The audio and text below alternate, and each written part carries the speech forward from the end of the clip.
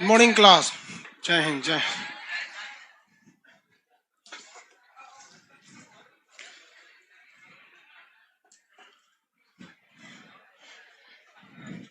बैठिए बाबू, स्टार्ट करते हैं हम लोग। इतिहास क्या पढ़ा रहे थे? शक शासक, शक शासक पढ़ा रहे थे।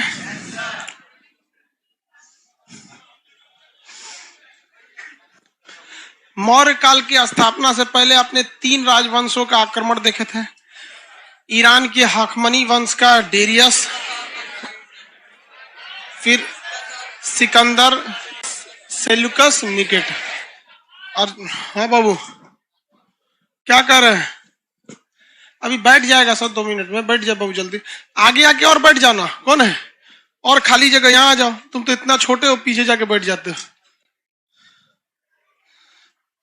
बैठ जाओ, तुम भी। इंतजार करता है सर बोलेंगे तब ना बैठेंगे सर।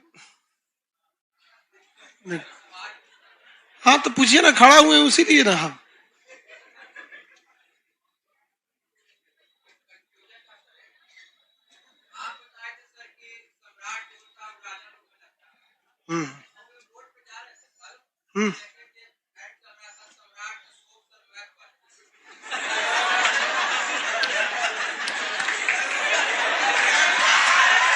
बैठ जा बैठ जा,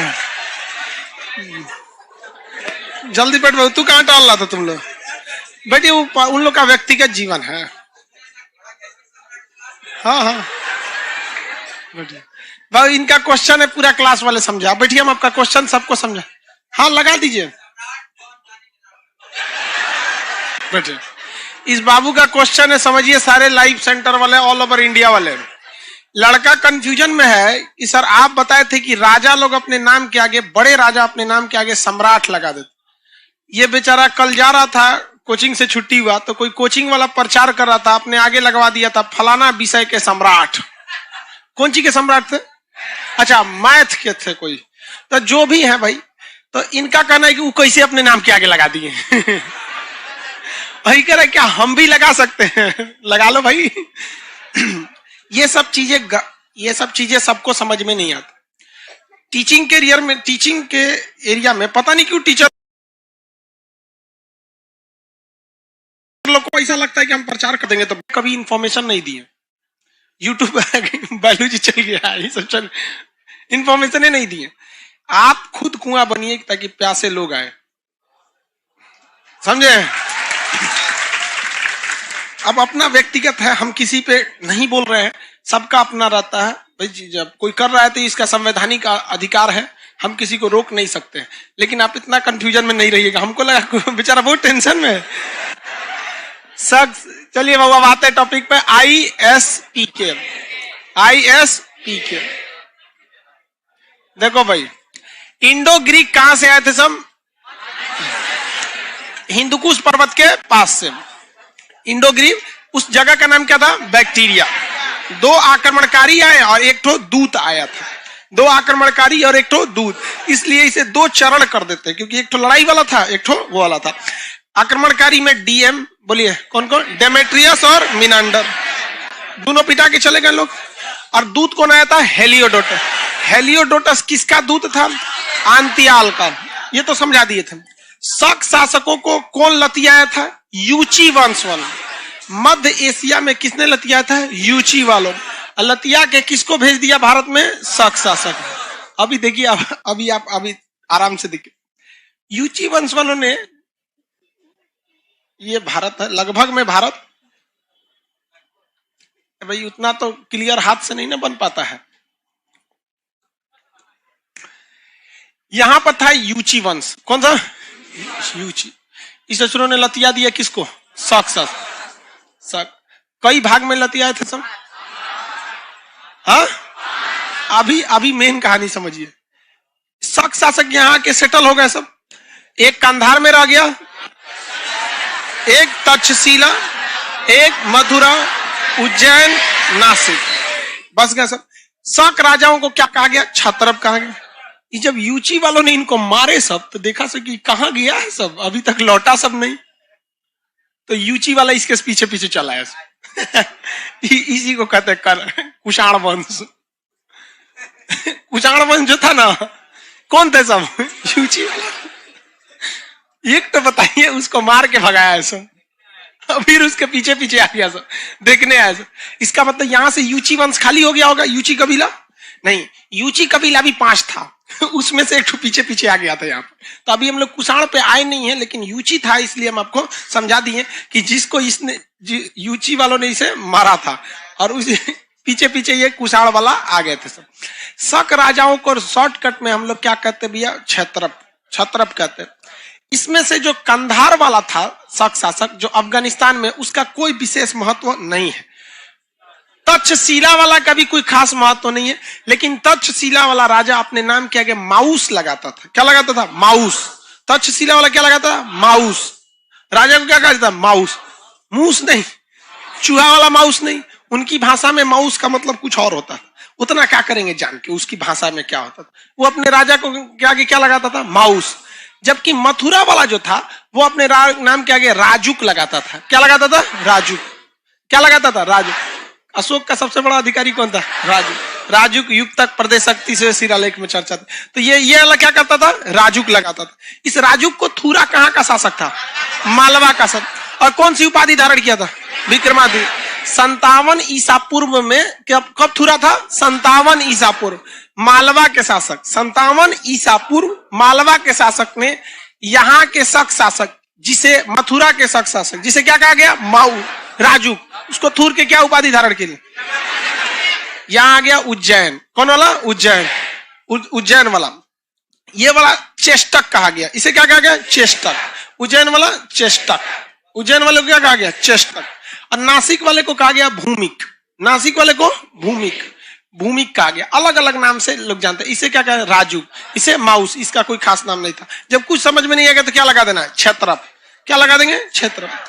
इसमें सबसे योग्य कौन था? उज्जैन वाला। कौन वाला? उज्जैन। क्या कहा गया उसे? चेष्टक। क्या कहा गया? चेष्टक। उज्जैन। इसमें सबसे प्रमुख शासक कौन था? रुद्रदाम। रुद्रदाम। शकों के साथ शक वंश का, यानी ये जितने शक हैं, इनका खात्मा किसने कर दिया था? चंद्रगुप्त द्वितीय। किसने किया? चंद्रगुप्त द्वितीय ने। और कौन सी उपाधि धारण कर दी? विक्रमादित्य। बेचारा को ढोल बना दिया से दोनों ओर से दूर रहा है सब। देखिए, यहां से ढोल बनाया इसको मालवा के शासक ने, माउस को क्या उपाधि धारण किया? विक्रमादित्य। इधर आया, इसने समूल नष्ट कर दिया। कौन सी उपाधि धारण कर लिया? विक्रमादित्य। चंद्रगुप्त द्वितीय ने कौन सी उपाधि धारण किया था? विक्रमादित्य। आगे बढ़े।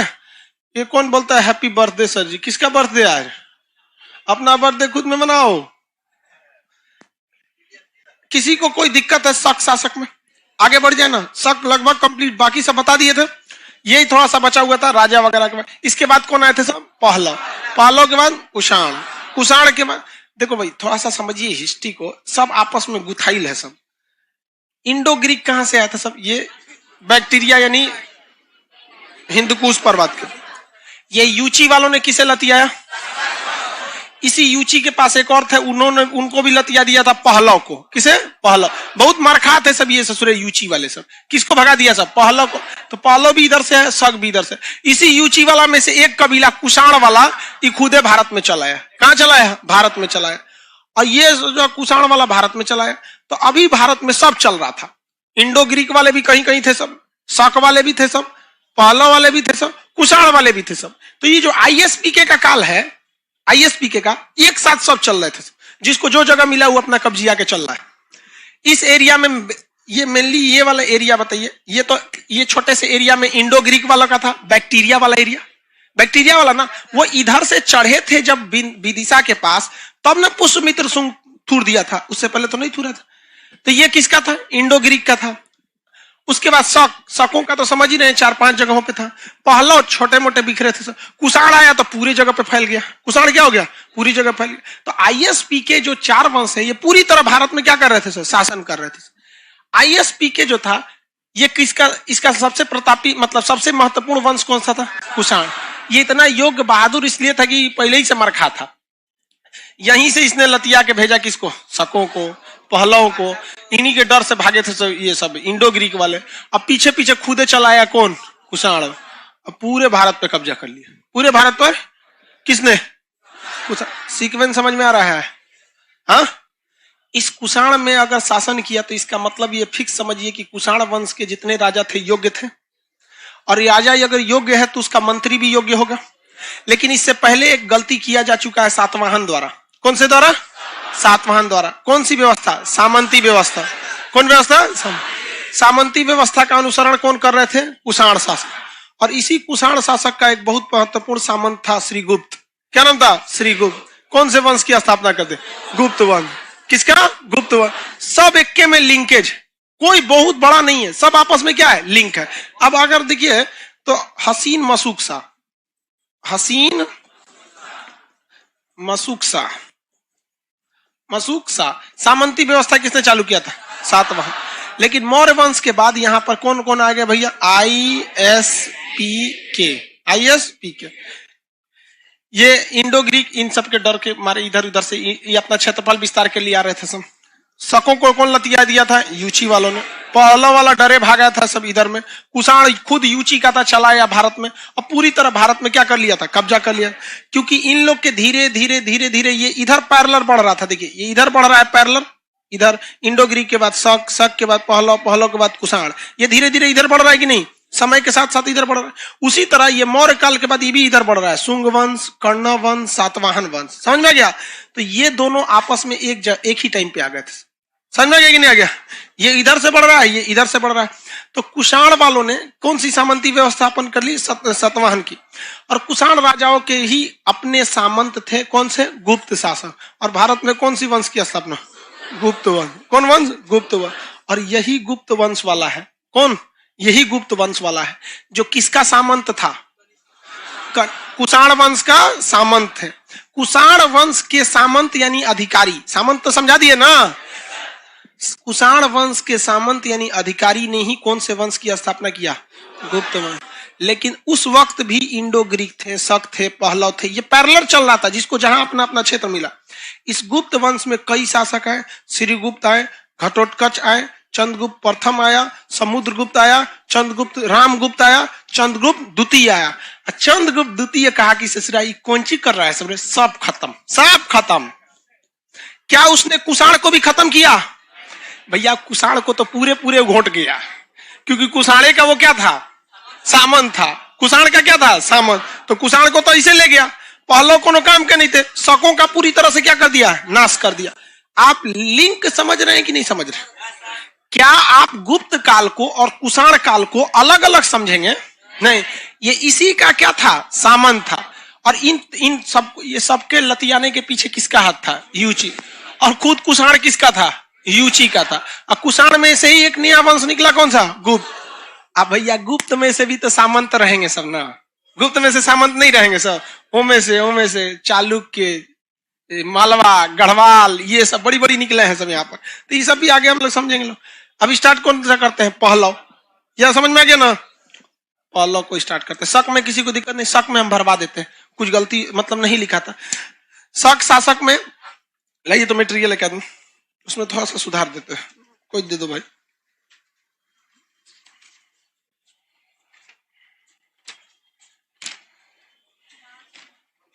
एकदम लास्ट में है, मटेरियल देना पड़ेगा इसका। लोग का खत्म हो गया है।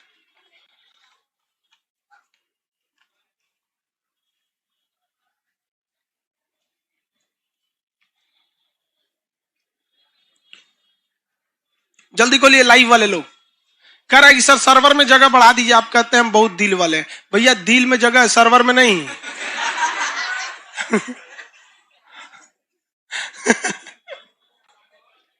बताए सर्वर में जगह बढ़ाइए। कहाँ गया है? इंडो ग्रीक हो गए सब, यूनानी हो गए, शक। शक को ही क्या कहा गया था? सीथियन कहा गया। शक को क्या कहा गया? सीथियन कहा गया। उसमें देखिए कंधार लिखा है, इसमें तो लिखा ही हुआ है जी। तक्षशिला वाला पाकिस्तान था, पाकिस्तान लिखा है ना, तक्षशिला में पाकिस्तान। यहां देखिए पेज नंबर 19 नीचे क्या लिखा है? तक्षशिला। शक राजाओं को क्षेत्रप कहा जाता था। ये भारत में 5 जगहों पर बसे। एक जगह कंधार। तो भैया उस समय, अभी मत कहिएगा कि ये तो अफगानिस्तान है, उस समय भारत में ही था। उस समय अफगानिस्तान भारत में। उसके नीचे क्या लिखा है? तक्षशिला पाकिस्तान। ब्रैकेट में आगे क्या लिख देंगे? माउस। क्या लिखेंगे? देखिए माउस, चूहा वाला माउस नहीं, माउस, माउस हो गया। उसके बाद कौन सा है? मथुरा वाला का राजुक, मथुरा के राजा को क्या कहा गया? राजुक, राजुक। उसके बाद तो लिखा ही है उज्जैन वाला चेष्टक या यशुमती हो गया। मथुरा वाला क्या कहलाएगा? राजुक। आप बताइए राजुक को किसने हराया था? किस शासक ने?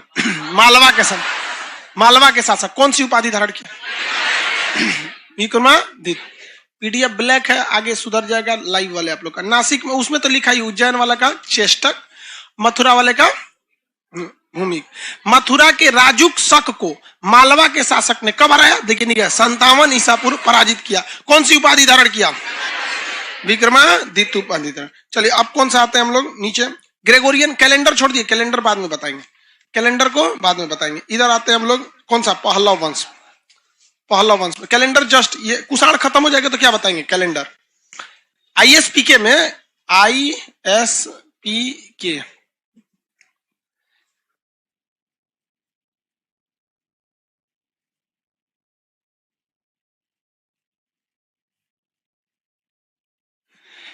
एप्लीकेशन वाले आप लोग का पेज नंबर 21 के बाद जो होगा ये मटेरियल ब्लैक हो गया होगा, तो कोई टेंशन नहीं लिए, कल हम आपका मटेरियल डाल देंगे व्हाइट करके। उसको है थोड़ा सा प्रिंट करने में गलत हो गया, लिख लिए ना। अब हम पहले क्या देख लेते हैं बउआ? पहलव, और पहलव के बाद कुषाण, और तब हम लोग कैलेंडर देख लेंगे। पहलव में कुछ खास करना ही नहीं है भैया। देखिए पहलव जो थे सब यूची वंश के थोड़ा सा नीचे ईरान में रहते थे। कहाँ रहते थे? ईरान में। ईरान को पर्सियन, पर्सिया कहा जाता है, फारस। ईरान को पर्सिया या फारस कहा जाता है। तो ये ईरान, पर्सिया या भारत, फारस से ये कहाँ आए थे? भारत में आए थे। पहलव वंश वाले बहुत ही ज्यादा, मतलब ऐसा नहीं था कि बहुत ज्यादा डेवलप थे ये लोग, बहुत ज्यादा नहीं थे। इसमें गोंदो फर्मिस और मिथ्रेडेटस ये दो महत्वपूर्ण राजा हुए। लेकिन इनके समय ईसाई धर्म का प्रचार करने के लिए आया था सेंट थॉमस। तो भारत में पहला ईसाई धर्म का प्रचार करने वाला सेंट थॉमस किस काल में आया था? पहलव वंश के काल में। किस काल में? पहलव वंश के काल में आया था। नाम क्या था उसका? Saint Thomas. क्या हो गया? Saint Thomas. ये ईसाई धर्म के क्या थे? प्रचारक थे। ईसाई धर्म वाले जब अपना प्रचार करते हैं ना, तो वो इंसानियत वगैरह को बड़ा दिखाते हैं। आप भी देखिएगा ईसाइयों का अपना हॉस्पिटल, हिंदुस्तान की शिक्षा व्यवस्था को तो ईसाइयों ने कंट्रोल करके रखा है। जो प्राइमरी मतलब इंटर तक का एजुकेशन है, या ये ईसाइयों के भरोसे सीबीएसई बोर्ड चल रहा है। हाँ, ICSE board. Oh my God give me courage to do what is right. हम लोग ईसाई स्कूल में पढ़े थे शुरू में, सीबीएसई बोर्ड में, तो यही प्रेयर होता था। आज जोड़ को oh my God give me courage to do what is right, ऐसे करके कुछ होता था। भुला गया आदमी, अब आज से 30-35 साल हो गए, प्रेयर के लिए याद रहेगा। चलिए यहां समझिए, ये ईरान, फारस या पर्सिया के थे, जिस कारण इन्हें क्या कहा गया? पर्सियन कहा गया। इन्होंने अपनी राजधानी पुरुषपुर यानी पेशावर, पाकिस्तान में ही है, पेशावर को बनाया था। इस वंश के संस्थापक कौन थे? मिथ्रेडेटस। कौन थे? मिथ्रेडेटस। इस वंश के योग्य शासक का नाम गोंदो फर्मिस। बोले थे दो ही राजा का नाम याद रखना है। मिथ्रेडेटस क्या थे? शासक, और इसके योग्य शासक गोंदो फर्मिस। गोंदो फर्मिस। पाकिस्तान के तख्ते गढ़ी से एक अभिलेख मिला है जो खरोष्टी लिपि में। आप बताइए ना, पाकिस्तान की जितनी लिपियां है किस लिपि में? तख्ते गढ़ी किस वंश, किसकी लिपि है भाई? किसकी? पहलव वंश का। तख्ते गढ़ी जो अभिलेख है वो किस वंश का है?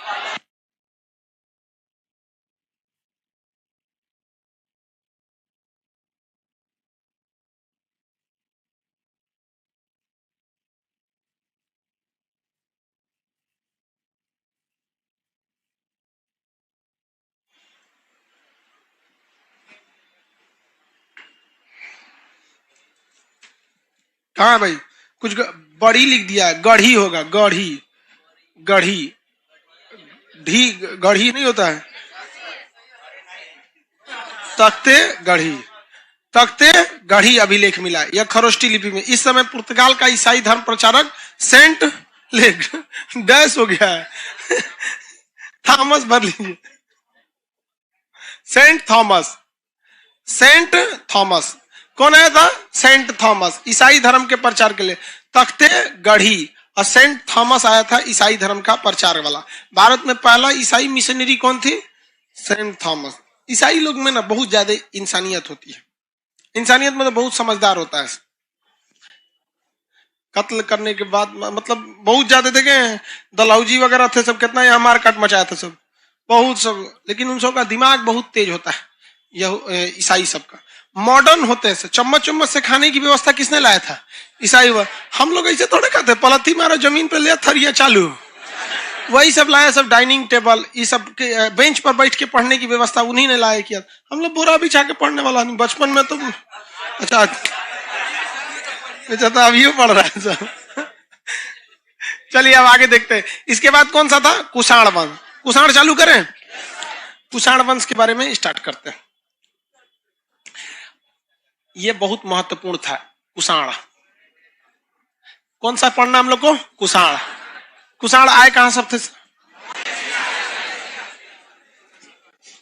ये किस कबीला के थे सब? यूची कबीला। ये जगह है यूची। कौन जगह है? यूची। यूची कहां पर है? मध्य एशिया में। मध्य एशिया के सबसे महत्वपूर्ण नदी का नाम है आमू दरिया। क्या नाम है? आमू दरिया। मध्य एशिया का सबसे प्रमुख नदी आमू दरिया। ये इनका क्षेत्र आमू दरिया के आसपास था। बहुत बड़ी नदी है आमू दरिया नदी। ये आमू दरिया नदी में यूची कबीला था जिसमें 5 गुट थे। यूची कबीला में कितने गुट थे? 5।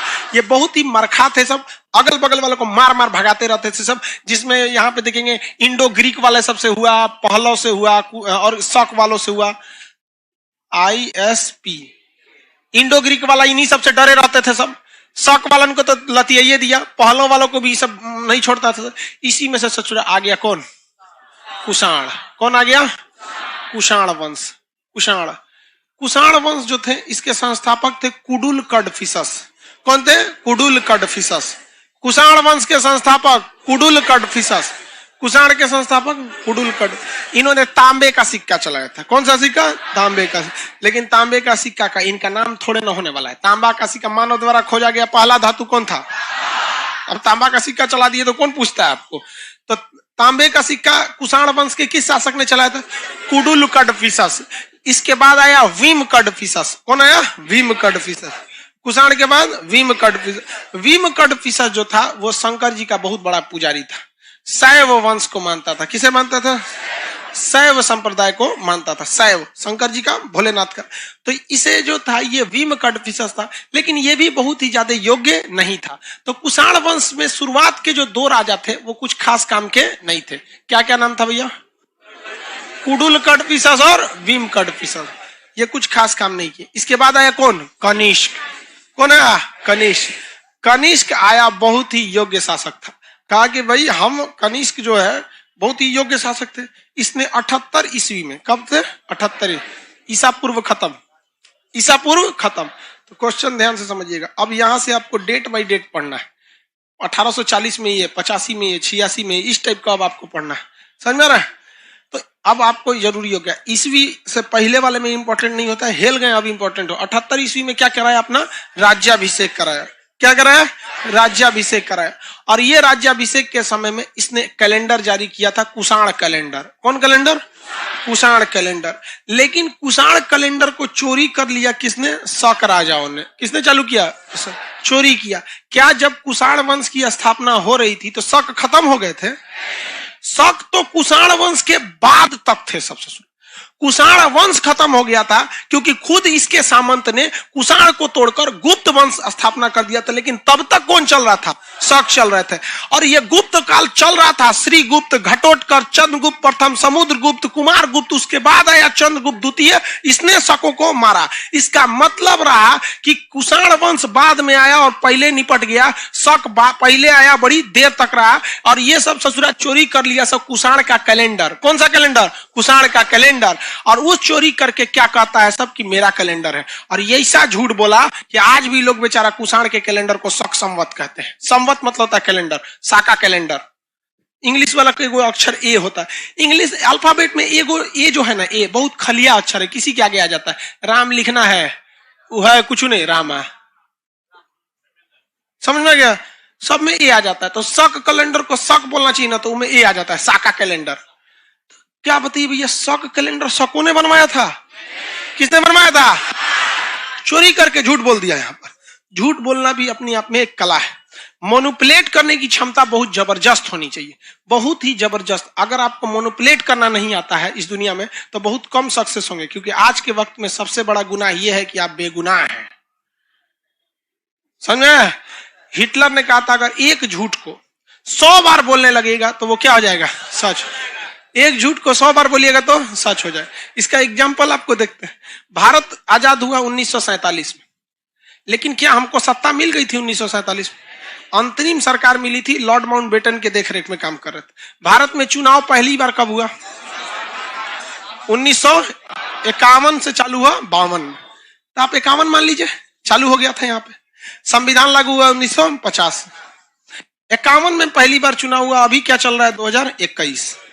यानी नियमतः मतलब ओरिजिनली सरकार चलते हुए ये जो भारत की सरकार है वो 1951, क्योंकि 50 से संविधान लागू हो गया, अंग्रेज लोग खत्म हो गए। फुल्ली सरकार कब से चालू होने लगी? 51 से। अभी कम चल रहा है? 21। क्या चल रहा है? 21। कितना साल हुआ है? 70 साल। क्या हो गया? 70 साल। सुने, 70 साल में मोदी जी कितना है? 6 साल। अटल बिहारी वाजपेयी 6 साल। मोरारजी देसाई 2 साल। यानी मोटा मोटी 15 साल कुछ और लोगों ने भी शासन किया। और अभी टीवी डिबेट में एक बात जरूर सुनते होंगे, 70 साल से कांग्रेस लूट रही है, 70 साल से लूट रही है। अरे भाई साहब, 70 साल से मतलब इसमें मोदी जी भी आ जाते हैं इसमें अटल बिहारी वाजपेयी भी आ जाते हैं, इसमें मोरारजी देसाई आ जाते हैं। और हद देखिए, गधों ने अभी तक ध्यान नहीं दिया कि 70 साल जोड़ कहां से रह रहे गधा कहीं का। सब 14 से तो मोदी जी हैं। इसका मतलब देखो कि जिसके अंदर आज के वक्त में मोनुपुलेट करने की क्षमता है, अपनी बातों को मजबूती से रखने की क्षमता है, उसको लोग वही जीतेगा इस समाज में। वही, यानी अभी क्या है कि आपको बात करने की क्षमता आ जाए तो आप समझिए। आप बताओ, उन गधों को पते नहीं है। इसीलिए कांग्रेस वालों का ये हाल हुआ है, गलत नहीं हुआ है। दे डिजर्व दिस, वो इस लायक हैं बताओ यार, उनको ये नहीं पता कि हम 70 साल शासन नहीं किए हैं। बेचारा गाड़ी सुनता है 70 साल से ये किया 70। आधे यार, अगर हमको कोई कहेगा खान सर 50 साल से पढ़ा रहे हैं, 50 साल, हम कहते नहीं भैया आप 50 साल के नहीं है, बोल तो सकते हैं। उनका तो को पता ही नहीं है। यहाँ पर यही हाल हो गया किसके साथ? शक संवत के साथ। बेचारा शक संवत शकों का था ही नहीं, वो किसका था? कुषाण का। किसने उठा लिया? शक ने नाम रख दिया शक कैलेंडर, जबकि सबको पता है कि इस कैलेंडर को कनिष्क ने चालू किया था और कनिष्क शक का था ही नहीं, तो भैया कैलेंडर कैसे शक हो जाएगा? समझ में आ रहा है कि नहीं आ रहा है? इसलिए शिक्षा बजट को, शिक्षा ज्यादा देखिए, पढ़े लिखे लोग ना बड़ी होशियार होते हैं, ये सब चीज में नहीं पढ़ता है सब। अब बताइए 70 साल से कौन समझ में आ रहा है आप लोग को? 70 साल हम लोग को कोई मतलब नहीं है भाई राजनीति से, बट आपको ये बता रहे हैं कि किस तरह से क्या किया जाता है। हिटलर ने ये नीति को अपनाया था। एक झूठ को अगर 100 बार बोलिएगा तो क्या हो जाता है? वो सच लगने लगता है। जैसे आप लोग को ये सच लगने लगता होगा कि लड़कियों को दिमाग कम होता है। सच लगता है कि नहीं लगता? क्योंकि एक झूठ को कितनी बार बोला जा रहा है? 100 बार। इसलिए आप लोग को भी अब बिलीव होने लगता होगा कहीं ना कहीं हम हैं। एक झूठ को 100 बार बोलते हो। समझ में आ गया कि नहीं आ गया? चलो भैया अब आगे समझते हैं। कनिष्क ने कब अपना राज्याभिषेक कराया? 78 ईसा पूर्व ईस्वी में। कौन सा कैलेंडर जारी किया था? कुषाण ने। लेकिन उसका सबसे ज्यादा चोरी किसने किया था? इस कैलेंडर का नाम क्या हो गया? शक संवत हो गया। कनिष्क बहुत ही योग्य शासक था। इसके दरबार में एक से एक विद्वान रहते थे। शरक नाम के विद्वान रहते थे, पार्स नाम के विद्वान रहते थे। इवन पार्स बहुत ही वैज्ञानिक थे। उन्होंने ही कहा था कि बौद्ध धर्म अब थोड़ा लड़खड़ा रहा है, आप एक और संगीति को कर दीजिए। तो पहली सदी में पार्स के सलाह पर, उसने कौन सी संगीति चालू किया? चौथी बौद्ध संगीति में बौद्ध धर्म कितनी भाग में बटा? कौन कौन? हीनयान और महायान। हीनयान एकदम पुरानी शाखा कि हम बौद्ध धर्म में कोई चेंजिंग नहीं कर। महायान कहता है कि नहीं भैया, बौद्ध धर्म हम अपना लिए हैं, माने सोना का सिकड़ी भी पहन सकते हैं, चेन भी पहन सकते हैं, तनी मनी मदिरा भी ले सकते हैं, मांस भी खाने का मन रहा है कर सकते हैं, आखिर ये हम ही लोग के लिए तो बना है। और उसके बाद आया ब्रजयान, कहा कि मना क्या चीज है, मन चंगा तो कटौती में गंगा, यही तो सब चालू कर दो यहाँ पे। तो बताइए, बौद्ध धर्म चौथी बौद्ध संगीति कनिष्क ने कहां पे किया था? कुंडलवन। कनिष्क ने अपनी राजधानी पेशावर यानी पुरुषपुर को बनाया था। किसे बनाया था? पुरुषपुर। पेशावर यानी पुरुषपुर। लेकिन मथुरा को उसने अपनी सांस्कृतिक राजधानी बना दिया। मथुरा को क्या बना दिया? सांस्कृतिक राजधानी बना दिया। मतलब वहां पे सांस्कृतिक प्रोग्राम, फंक्शन वगैरह सब कराने का काम कहां करता था? मथुरा में। जबकि पुरुषपुर पेशावर में क्या करता था? राजधानी। और मथुरा में सांस्कृतिक राजधानी। चौथी बौद्ध संगीति कहां किया था? कुंडलवन। किसके कहने पर? पार्स के कहने। पार्स उसके दरबार में बहुत ही बड़े दार्शनिक विद्वान थे। चरक उसके समय के बहुत बड़े डॉक्टर थे। उन्होंने अपनी किताब थेसिस लिखी थी, चरक संहिता। प्लास्टिक सर्जरी, टाका उका मारने का काम बहुत बेहतरीन करता था चरक, उनके दरबार में थे। अश्व घोष, अश्व घोष वो कहां से उठा ले गया? पटना से। उनके दरबार में अपने कवि थे वसुमित्र। क्या थे? वसुमित्र। नागार्जुन, एक से एक विद्वान थे। किसके काल में? कनिष्क। नागार्जुन ने सापेक्षिकता का सिद्धांत दिया। किसका सिद्धांत दिया? मतलब हर चीज एक दूसरे के रिलेशन में क्या कर रही है? गति कर रही है। ऐसा ही सिद्धांत को इंग्लिश मीडियम में सीबीएसई बोर्ड का एक वैज्ञानिक दिया, नाम था आइंस्टीन। क्या नाम था? आइंस्टीन नाम था। आइंस्टीन ने भी वही सिद्धांत दिया जिसे पहले किसने दे दिया था? नागार्जुन। इसलिए भारत का आइंस्टीन किसे कहते हैं? नागार्जुन। चरक क्या चीज था? डॉक्टर। चरक क्या था? डॉक्टर। वसुमित्र उसके यहाँ के बहुत बड़े कवि थे, वही वसुमित्र। पार्स बहुत बड़े दार्शनिक थे। तो पार्स किसके दरबार में? पार्स, पार्स, चरक, नागार्जुन, वसुमित्र। इसने देखा कि भाई कनिष्क ने देखा कि भैया हम तो पेशावर ले लिए, मथुरा ले लिए, तो इनसे आगे बढ़ जाते हैं तो बिहार में आ जाते हैं। कह ही लिए जी। बिहार में इसने आ गया पाटलिपुत्रा पे आक्रमण कर दिया। कहां आक्रमण किया? पाटल। और यहाँ महात्मा बुद्ध जिस बर्तन में भिक्षा मांगते थे, भिक्षा पात्र, उस भिक्षा पात्र को उठा ले गया। कहा कि ये तो बहुत इंपॉर्टेंट चीज। आप सोचिए ना, राम जी का धनुष अगर किसी को मिल जाए और कितना इंपॉर्टेंट होगा, वहां पे बहुत बड़ा इंपॉर्टेंट हो जाएगा। तो जो भगवान जो थे भाई, उनका खुद का यूज किया हुआ सामान अगर मिल जाए तो इससे बड़ा सौभाग्य क्या बात है। अब बशर्ते ये है कि आप उस भगवान को मानते हैं कि नहीं मानते हैं। नहीं समझे? ये बड़ी खराबी होती है हिंदुस्तान वालों में। जिस भगवान को मानेगा उस भगवान की बहुत रिस्पेक्ट करेगा, और जिस भगवान को नहीं मानेगा उसका दिल से बेइज्जत करने में लग जाता है। अरे भाई क्या जरूरत है तुमको करने की? जो उसे मान रहा है वो पागल नहीं है, समझे? देखो भाई साहब, सबसे बड़ी बात एक बात बताते, कोई चीज सही गलत नहीं होता है। ये होता है कि आप उसे कितने दिन से यूज कर रहे हैं। अगर आपको अगर सांभर, इडली ये सब खिलाया जाएगा, डोसा वगैरह, पेट भरेगा? केला का पत्ती में भरेगा?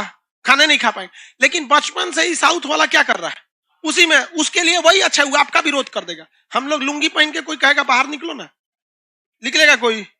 वो लुंगी पहन के राष्ट्रपति भवन में जाते हैं हमारे वेंकैया नायडू। तो वो बचपन से जिसको देखे हैं इंसान, उसी को सबसे अच्छा समझता है। तो हम दुनिया का कोई व्यक्ति जिसको देखता है बचपन से, उसको लगता है कि नहीं यही सही, बट उसके अंदर शिक्षा इतनी नहीं है जो उसको ये समझ सके कि भैया अब बात समझिए, अगर हमारा लड़का है, हम उसको अपनी फैमिली में रख देंगे, वो किस धर्म को फॉलो करेगा? इस्लाम धर्म। हम उसका फॉलो ना करने देंगे हम ना करने देंगे उसको। यहाँ पे तीन चीज में कभी किसी को मत जाने दीजिएगा। धर्म, राजनीति, लड़की के चक्कर में चौपट हो जाएगा वहां पे। उसको सब चीज में रखिएगा। लेकिन अगर हम उसी बच्चे को उठा के किसी पंजाबी सरदार के यहाँ भेज देते हैं, किस धर्म को फॉलो करने लगे? हाँ, अब बड़ा हो के वो किस धर्म का फेवर करेगा? किसके लिए लड़ जाएगा? सिखों के। लेकिन अगर हम उसी लड़का को चीज को यूज कर रहे हैं, इस सब पे झगड़ा नहीं करना चाहिए। झगड़ा का बात है, जो जिस परिवार में रहता है उसी को एडॉप्ट कर लेता है। तो कनिष्क के दरबार में कनिष्क ने बौद्ध धर्म को बहुत ही ज्यादा प्रीफर किया था, और इसी क्रम में वो कहां आया था? पाटलिपुत्रा। और क्या उठा ले गया पाटलिपुत्रा से? भिक्षा पात्र उठा के ले गया। महात्मा बुद्ध जिसमें भिक्षा मांगते थे उसी में से भिक्षा पात्र उठा के लेके चला गया। और यहाँ का सबसे प्रमुख विद्वान अश्व घोष को भी कहां लेके चला गया? पाटलिपुत्रा, अपने यहाँ लेकर चला गया। अश्व घोष की पुस्तक का नाम बता सकते हैं? अश्व घोष की पुस्तक का नाम बीच में नहीं, कौन खड़ा होकर कौन बताएगा?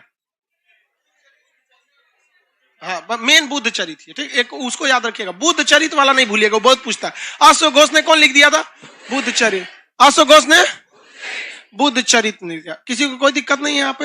यहाँ लेके चला गया कनिष्क। कनिष्क के समय में ना नाशपाती की खेती पहली बार प्रारंभ हुई। कनिष्क के समय ही एगो अरब वाला आया था, अरब का नाविक वहां पर, और उसने मानसून की खोज कर दिया। कौन ने खोज किया? मानसून की खोज। अरब यात्री ने किसकी खोज कर दिया? मानसून। तब ये आलू वगैरह वगैरह इस सब की खेती यहाँ पे चालू हुई थी कनिष्क के काल में।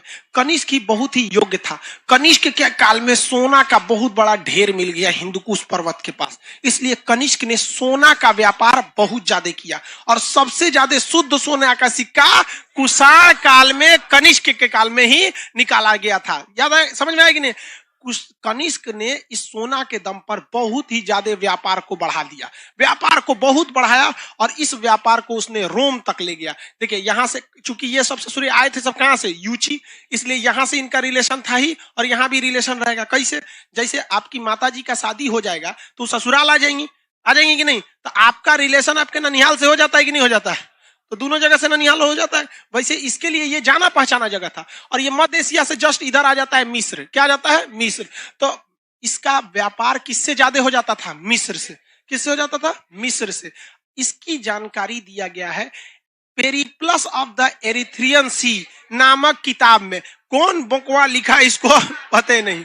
अज्ञात की पुस्तक पेरिप्लस ऑफ द एरिथ्रियन सी से यह पता चलता है कि कनिष्क का व्यापार सर्वाधिक किस देश से था? मिस्र से था। किससे था? मिस्र।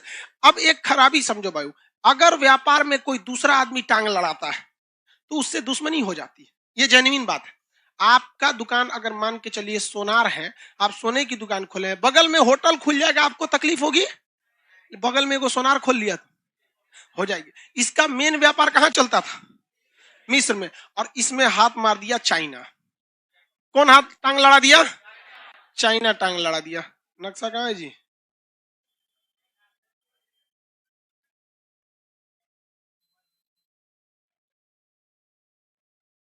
दिख रहा है ये वर्ल्ड में?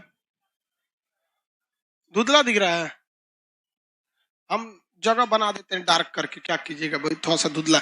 ये जगह कौन सा है भैया? इंडिया। यहां पे कौन शासन कर रहे थे? कनिष्क। ये जगह बोलिए तो चाइना, और ये वाला एरिया मिस्र। मिस्र ये जगह हो गया मिस्र, तो ये हो गया मिस्र, ये हो गया इंडिया, ये हो गया चाइना। यहां से मिस्र के लोग सोना से भी ज्यादा अब वैल्यू देने लगे रेशम के कपड़े को। किसे का कपड़े को? रेशम। और उस वक्त रेशम बनाने की टेक्नोलॉजी केवल और केवल चाइना के पास, और रेशमी कपड़ों का मांग इतना बढ़ गया कि राजा भी रेशम का नहीं देखते, एगो तिरपाल ओढ़ले रहता है सर राजा, वहां पे उस ऊपर से तिरपाल ओढ़ ले रहता वहां पे। वहां की यूरोप में देखिएगा ना, अमेरिका वगैरह में, तो वहां लड़की सबका जब शादी होता है ईसाई सबका, तो कपड़ा पहन लेंगी सर, एगो यहाँ से तिरपाल बांध लेगी सर, लसराते चलेगा, उसको गाउन बोलती है सर, तिरपाल टाइप का रहता है, वो सब रेशम का होता है। तो रेशम का व्यापार चीन बहुत बढ़ा दिया, और रेशम को ले आने के लिए इसने दो दो रास्ते को बनाया। एक ऊपर से रेशम मार्ग जाता था और एक समुद्र से जाता था रेशम मार्ग। तो चीन का रेशम मार्ग से किस चीज का व्यापार होता था? रेशम का व्यापार होता था। और यह व्यापार कहीं ना कहीं कनिष्क को टक्कर देने लगा था, क्योंकि सोना के बाद अब सोना सारे लोग नहीं खरीद सकते, नहीं खरीद सकते। दूसरा, सोना किसी खास मौके पर खरीदा जाता है, लगन में, दीपावली में शुभ होता है, ऐसे चल। लेकिन ये सब कपड़े तो कोई कभी भी खरीद सकता था वहां पे। अब कनिष्क कहा कि अब क्या करें, रेशम हमें भी चाहिए होता है। तो चाइना वालों से कहा कि रेशम बनाने की टेक्नोलॉजी हमें भी दे दो। कहा कि नहीं देंगे। क्या कर लोगे यहाँ पे? तो कहा कि रुक बताते तोरा क्या कर लेंगे हम यहाँ पे। हम बौद्ध धर्म को मानते जरूर हैं, लेकिन बौद्ध धर्म में जो एक अहिंसा पढ़ाया गया है ना, उसको हम कतई नहीं मानते हैं। कहा कि तू, अब देखिए, नीचे में कनिष्क की नौसेना मजबूत नहीं थी, कनिष्क की नौसेना मजबूत नहीं थी। ऊपर वाला इस रेशम मार्ग पर कनिष्क ने क्या कर दिया? आक्रमण कर दिया, और वहां के जितने व्यापारी थे उनको पकड़ के ऐस मार मारा ना, इतना मार मारा, वही नहीं बोल रहा था कि बनता कैसे है, बस मार रहा था। वो कह रहा कि छोड़ेगा तब तो बताएंगे कैसे बनता है। मार मार के रद्द कर दिया, और कहा कि हम तुमसे बस रेशम ना पूछ रहे थे, आज के बाद इधर से एको को रेशम की बैलगाड़ी गुजरी या काफिला गुजरा तो उसमें से मेरा टैक्स लगेगा। क्या लगेगा? टैक्स लगेगा। समझ में गया कि नहीं? क्या ये वही चाइना केवल और केवल कनिष्क की भाषा समझता है। वहां जाके नेहरू की तरह हम लोग 62 में लड़ाई में और गलवान में घुस गया तो कोर कमेटी की बैठक करेंगे, यहाँ पे नहीं मानेगा। यहाँ पे थूर थार को रद्द कर दीजिए, भय बिना प्रीत का है। यहाँ पे जब तक डरेगा नहीं तब तक कोई आपकी बात नहीं सुनता है। यहाँ पे ऐसे कनिष्क की तरह थूरना चाहिए, चाइना को आराम से समझ जाएगा। वहां गलवान वगैरह उसको हम लोग को धमकी देता है कि चाइना ओपन बोलता है वहां का विदेश मंत्रालय कि भारत को 1962 नहीं भूलना चाहिए। अरे जयशंकर प्रसाद हमारा विदेश मंत्री, एक बार बोलिए ना कि चाइना को कनिष्क को नहीं भूलना चाहिए। हद है, आपके मुंह में दही जमा हुआ है। हम विरोध करेंगे तो लोग हमरे विरोध करने लगता है, तो मोदी जी को समझाएगा। अरे मोदी जी हैं, विष्णु भगवान थोड़े हैं। हद है, यहाँ पे हमारी बेइज्जती कोई करेगा। देखिए हमारी इज्जत करो, हमारी इज्जत करो मत करो, हमारे देश की इज्जत करो, हम तोरा इज्जत करेंगे। हमारे देश पे उंगली उठाएगा ना, सोचो हम कुछ भी कर देगा आदमी। यहाँ पे भारत को बोलना चाहिए कि नहीं बोलना चाहिए? यहाँ भुला गए तो व्यापार रेशम ले आता था, पहुंचा देता था, लीजिए हम लेके जाएंगे। यहाँ पे तो रेशम मार्ग पर अधिकार करने वाला शासक कनिष्क बेचारा को बर्बाद कर दिया पूरा व्यापार। वहां से कनिष्क ने यहाँ से रेशम ले लिया था। कनिष्क बहुत ही योग्य शासक था, उसकी योग्यता में आप कहीं से कोई उंगली नहीं उठा सकते। बहुत ही योग्य था। इसकी थल सेना ज्यादा मजबूत थी वनस्पत की, इसकी नौसेना की। कनिष्क बहुत ही विद्वान भी था। इसके समय में मतलब बौद्ध धर्म की बहुत ज्यादा प्रचार हुआ और इसमें बौद्ध धर्म को ये किस शाखा को मानने लगा था? महायान शाखा को, हीनयान को नहीं मानते। खुद इसके जो नागार्जुन थे वो शून्यवाद को मानने लगे थे। किसको मानने लगे? शून्यवाद। बाद में धीरे धीरे इसके जो मतलब आगे उत्तराधिकारी आए लोग वो उतने योग्य नहीं आए लोग, जिस वजह से किसी भी वंश का तो पतन होना तय है। इसके जो उत्तराधिकारी आए वो योग्य नहीं थे। वासुदेव वगैरह छोटे मोटे राजा हुए, जिस वजह से इसके खुद के सामंत जो थे वो ज्यादा क्या होने लगे? बढ़ने लगे। सामंत लोग क्या होंगे? बढ़ने लगे, क्योंकि इसके कुषाण के राजा उतना मतलब डेवलप नहीं थे। इसके वंश के आगे वंश वाले उतना नहीं आगे बढ़े, तो इसके सामंत ही क्या होने लगे? आगे बढ़ने लगे। इसके कई सामंत कुषाण वंश से अलग हो गए। जो इतना बड़ा एरिया था ना कुषाणों का, तो कुषाण वंश के कुछ सामंतों ने इधर से अलग हो गए, कोई सामंत इधर से अलग हो गए। इसमें 3-4 सामंत अपना अपना क्षेत्र लेके क्या कर लिए? अलग कर लिए। सामंतों के पास जमीन होती थी कि नहीं होती थी? ये जमीन किस रूप में आती थी? वेतन के रूप में। तो छोटे मोटे सामंत इससे अलग होने लगे। इनफैक्ट इससे बहुत सारे सामंत अलग हुए, लेकिन उसमें सबसे बड़ा सामंत निकला गुप्त वंश। कौन वंश? गुप्त वंश। देखते देखते कुषाण वंश धरा का धरा रह गया, उसके जगह पे खड़ा हो गया कौन सा वंश? गुप्त वंश। और गुप्त वंश में एक से एक योद्धा, एक से एक वीर शासक आए, जिसमें 2 सबसे प्रमुख था। एक का नाम था समुद्रगुप्त। समुद्रगुप्त ने कहा था कि अगर हमसे हमारे ऊपर के सीनियर यानी कुषाण, कौन थे? कुषाण। गुप्त के लिए तो सीनियर कौन हो जाएगा? कुषाण। अगर थल सेना को जीत सकते हैं तो मैं नौ सेना को जीत सकता हूं। समुद्रगुप्त ने दक्षिण भारत में पूरी तरह से कब्जा करने के लिए कह दिया, और कहा जाता है समुद्रगुप्त का घोड़ा 3 समुद्र का पानी पीता था, यानी दक्षिण भारत में भी उसका पूरी मजबूती से पकड़ हो गया। धीरे धीरे तो देखिए कनिष्क तो खत्म हो गया, इसके जगह पे कौन आ गया? गुप्त। और गुप्त आया तो इधर वालों को सबको क्या कर दिया था? साफ कर दिया। समझ में आ रहा है कि नहीं आ रहा? 2-2 कैलेंडर समझिए। ये राज्याभिषेक के समय कौन सा कैलेंडर चालू किया भाई? शक संवत। कितने ईस्वी में? और ये मालवा के शासक ने ये मथुरा के शक शासक को कब हराया था?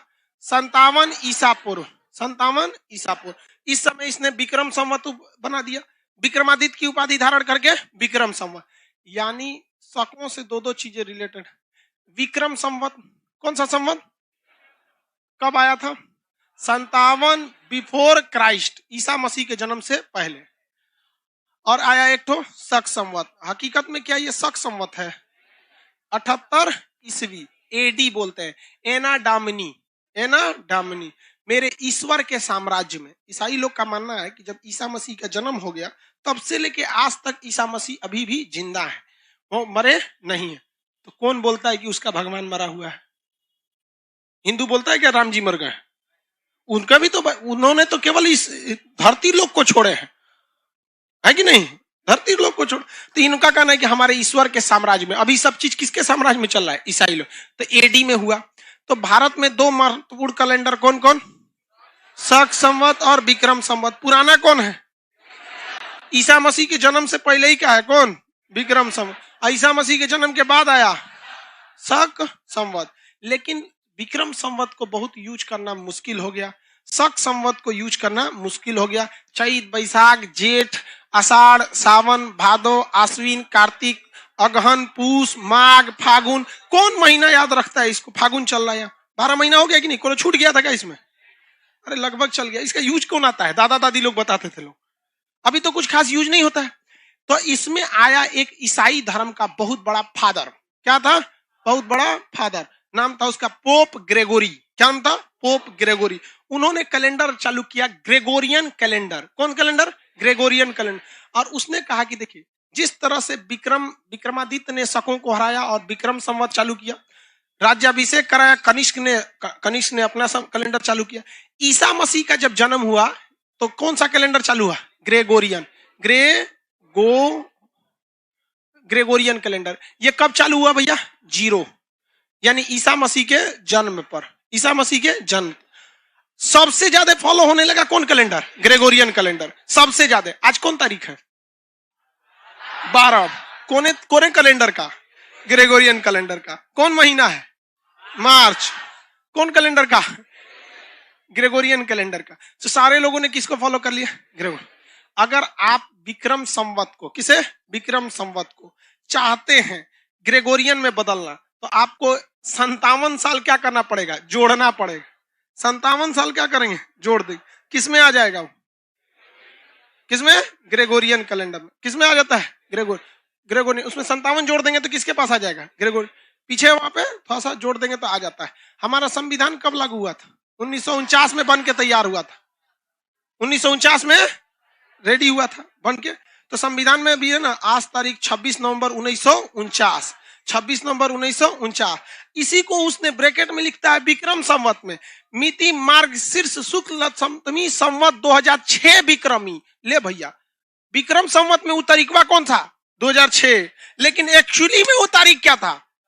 1949। हमारा संविधान बना ना आज तारीख 26 नवंबर 1949। अब ब्रैकेट में लिखेगा विक्रम संवत में मिति मार्ग शीर्ष शुक्ल सप्तमी संवत 2006 विक्रमी। 2006 विक्रमी। समझ में आ गया कि नहीं आ गया? तो यानी अगर इसमें देखिए, ध्यान से समझिए, ये थोड़ा सा पीछे, आगे कौन है? पहले कौन आया? बाद में कौन आया? ग्रेगोरियन। उसके बाद सीक्वेंस में यही ना है तीनों। तो अगर आपको हम दे देते हैं कोई सन, ये वाला कोई सन दे देते हैं 1949 यानी ग्रेगोरियन कैलेंडर में, और आप चाहते हैं ग्रेगोरियन कैलेंडर को किस में बदले? विक्रम में। तो इतना जोड़ दीजिए इसमें, क्योंकि वो पहले आया है तो जोड़िएगा ना जी। तो बताइए 1949 में आप कितना जोड़िएगा? 1949 में कितना साल जोड़ना है? कितना साल? 57 साल। क्या करना है? ऐड करना है। जोड़िए तो 9 7 6 9 1 0 हो गया। 1949 या मिति मार्ग शुक्ल सप्तमी संवत 2006 विक्रमी। समझ में आ गया कि नहीं आ गया? तो अगर आप किसी भी कैलेंडर को विक्रम संवत में ले जाना चाहते हैं, किसमें? अगर विक्रम से किसमें लाना चाहते हैं? ग्रेगोरी में। तो कितना जोड़ना पड़ेगा? 57। क्या करना पड़ेगा? आप देखिए जोड़ेंगे कि नहीं जोड़े? यहाँ पे देखिए 49, ये कौन सा था? ग्रेगोरियन था। क्या था? ग्रेगोरियन। अगर आप इसकी तुलना किससे करेंगे? विक्रम से। किससे करेंगे? विक्रम से। तो विक्रम पुराना है। विक्रम क्या है? पुराना है। कितना पुराना है? उतना जोड़ दीजिए। क्या करना है? जोड़ दीजिए। लेकिन अगर वही घटाना रहेगा तो इसको निकालना है तो क्या करेंगे? घटा देंगे। क्या करेंगे? घटा देंगे। समझ में आ गया? नहीं आ गया? जैसे आज की तारीख कितना है? 2021। कितना है भाई? 2021। हम कहते हैं 2021 आज है। तो आप बताइए, इस अगर हम विक्रम संवत की बात करेंगे, तब विक्रम संवत की बात करेंगे तो प्लस 57 साल। कितना हो गया? 2078। विक्रम संवत के हिसाब से कब चल रहा है? 2078। इसमें पगला जाएगा। तो पहले संविधान में कौन सा कैलेंडर चल रहा था? विक्रम संवत। बाद में बदल के 1957 में किया गया शक संवत। अरे भैया, आसमान से गिरा खजूर पे आके अटका। लोगों को ना यहाँ विक्रम समझ में आता है ना शक संवत समझ में आता है। कौन सा समझ में आता है? ग्रेगोरियन समझ में आता है। तो आपको अगर विक्रम संवत जोड़ना है तो क्या करेंगे? प्लस कितना? 57। बस। अब ये नीचे है, कम है। तो अगर आप इसे शक में बदलना चाहते हैं तो क्या करेंगे? माइनस करेंगे। कितना? 78 साल। क्या करेंगे 78। आप अपना डेट ऑफ बर्थ को विक्रम संवत में निकालेंगे और अपने डेट ऑफ बर्थ को शक संवत में निकालेंगे। सबको आपका अपना डेट ऑफ बर्थ पता है कि नहीं पता? पता है। तो आपको अपना डेट ऑफ बर्थ विक्रम,